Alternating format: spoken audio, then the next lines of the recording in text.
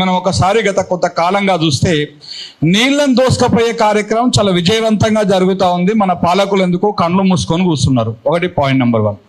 మన నీటి వనరులను విధ్వంసం చేస్తూ ఉన్నారు. Point number 2. మన చెక్ డ్యామ్లను కానీ మన నీటి వనరులు ఏవైతే ఉన్నాయో వాటన్నిటిని కూడా విధ్వంసం చేస్తూ ఉన్నారు. ఇది ఒకవైపు జరుగుతూ ఉంది. ఎందుకంటే నీళ్లు కిందికి పోవాలి, మన ఆంధ్రాబాబు పోలవరం నుంచి తరలించకపోవాలి, నల్లమల సాగర్కో బనకచర్లకో ఇంకేడుకో తరలించకపోవాలి. ఇటు కృష్ణా నుంచి నేను ఇవాళనే పత్రికలో చదివిన 777 టీఎంసీలు చంద్రబాబు నాయుడు ఎత్తుకపోతే 200 టీఎంసీలు కూడా ఈయన ఎత్తుకరాలేకపోయింది మన రేవంత్ రెడ్డి గారు. మరి ఏం చేస్తారు? మీకు ఏమైనా అడ్డం వస్తుందా? దేనికి తీసుకురాలేకపోతున్నారు అంటే ఏంది? ఇటు గోదావరికి వెళ్ళి నీళ్లు పోవాలి, అటు కృష్ణకి వెళ్ళి నీళ్లు పోవాలి. మన పాలకులు మాత్రము ఆంధ్ర పాలకులకు అడుగులకు మడుగులెత్తుతూ వాళ్ళ పాద సేవ చేసుకుంటూ కూర్చోవాలి. నేను ఎవరిని అనట్లేదు, అందరినీ అంటా ఉన్నా. ఇంకొకటి, మీరు మనకు ఒక 4 రోజుల నుంచి అబ్జర్వ్ చేయండి.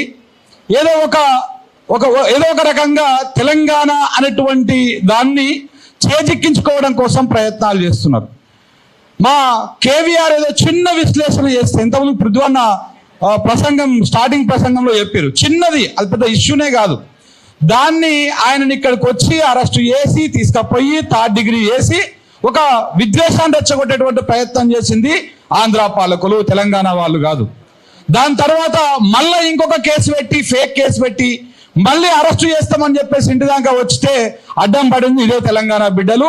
అక్కడ కూడా మేము రెచ్చగొట్టలే, మీరు పెట్టినటువంటి కేసు ఫేక్ అని మాత్రమే చెప్పినాం. దాని తర్వాత ప్రొఫెసర్ నాగేశ్వర్ గారు వారు చేసిన దాంట్లో మరి ఏం తప్పున్నదో ఏమున్నదో ఎందుకంత ఉలికిపడిందో టీడీపీ మీడియా తెలియదు. కానీ ఆ టీడీపీ మీడియా జనసేనని ఎగదోసింది, ప్యాకేజీ మాట్లాడిందో పీకేజీ మాట్లాడిందో మాకు తెలియదు ఆ అంశాలన్నీ కూడా. మళ్ళీ దీనికి ప్రూఫ్లేవి, మళ్ళీ సాక్ష్యాలేవి అంటారేమో. సో కాబట్టి చంద్రబాబు నాయుడు ఎగదోసిండు, పవన్ కళ్యాణ్ పంపించిండు, ఇక్కడికి వచ్చిండు, ఆయన నటనం చేస్తా ఉన్నాడు, మేకప్ వేసుకొని ఆడుతూ ఉన్నాడు. మనకొచ్చి మన గడ్డ మీదకి వచ్చి తెలంగాణ గడ్డ మీద నిలబడి మీ అయ్య జాగిరా అంటా ఉన్నాడు.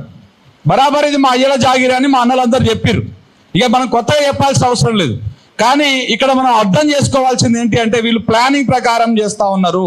అంత ఒక పద్ధతి ప్రకారం మన సంస్కృతి మీద దెబ్బ కొట్టిర్రు, మన పాటల మీద దెబ్బ కొడతా ఉన్నారు, అన్ని రకాలుగా దెబ్బ కొట్టి ఒక పద్ధతి ప్రకారమే చేస్తూ ఉన్నారు. మన పాలకులు ఇలా కొంతమంది కాంగ్రెస్ మంత్రులు ఎమ్మెల్యేలు రెస్పాండ్ అవుతారు, సంతోషం. కానీ రెస్పాండ్ అవ్వాల్సిన అవ్వట్లేదు. ఎందుకు అవ్వట్లేదు? రేవంత్ రెడ్డి ఎందుకు మాట్లాడతలేడు? ఇవాళ కూడా రకరకాల ప్రోగ్రామ్స్కి పోతా ఉన్నాడు కదా, మాట్లాడండి. పవన్ కళ్యాణ్ మాట్లాడింది తప్పో ఒప్పో చెప్పండి. ఎందుకు చెప్పలేరు? ఈ ముసుగుల గుద్దులాటలేంటి? మిగతా రాజకీయ పార్టీలు కూడా మీ స్టాండ్ ఏంటి చెప్పండి. ఎందుకు చెప్పడం లేదు? తప్పకుండా దీని వెనకాల పెద్ద కుట్ర ఉన్నది.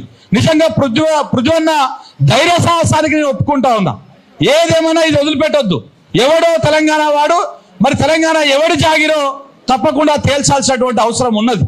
మీ అయ్యల జాగిరని చెప్పేసి మీరు ఇక్కడికి వచ్చి మాట్లాడిపోతే తెలంగాణ బిడ్డలు, తెలంగాణ ఉద్యమకారులు, తెలంగాణ యువకులు చేతులు ముడుచుకొని కూర్చుంటారు అనుకుంటున్నారు.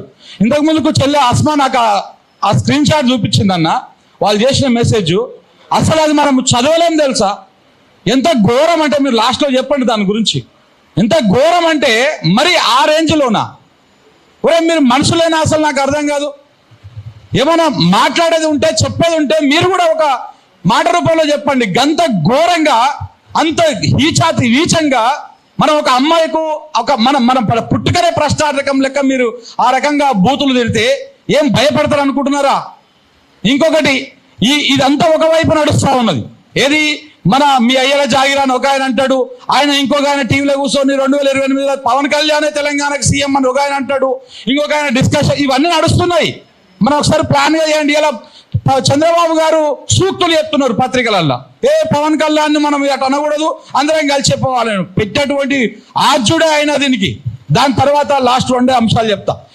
ఇలా పత్రిక, ఇలా ఛానల్ చూడండి, ఎంత కూర్చొని మొత్తం అంతా చెక్ వేసాడా. ఒక్క శాటిలైట్ ఛానల్ కనీసం ఈవెంట్లు పెట్టలే యూట్యూబ్లో. మన పవన్ కళ్యాణ్ వస్తే వరుసగా లైవ్లు పెట్టి అడావులు చేసి ఇవాళ ఎందుకు ఒక చిన్న ఈవెంట్ పెడతానికి ఏం కష్టం వచ్చింది? నీకేం నష్టమైంది? ఫ్రీ లింకే ఇస్తున్నాక కూడా ఎందుకు పెడతలేరు మీరు అంటే? దీని వెనకాలే కూడా ఏంది?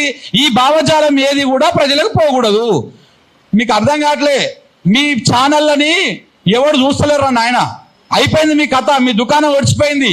ఇలా ఒక డిజిటల్ మీడియాలో ఉన్నటువంటి యువకులు స్టార్ట్ చేసినటువంటి పాయింట్ మీదనే చర్చ నడుస్తూ ఉంది.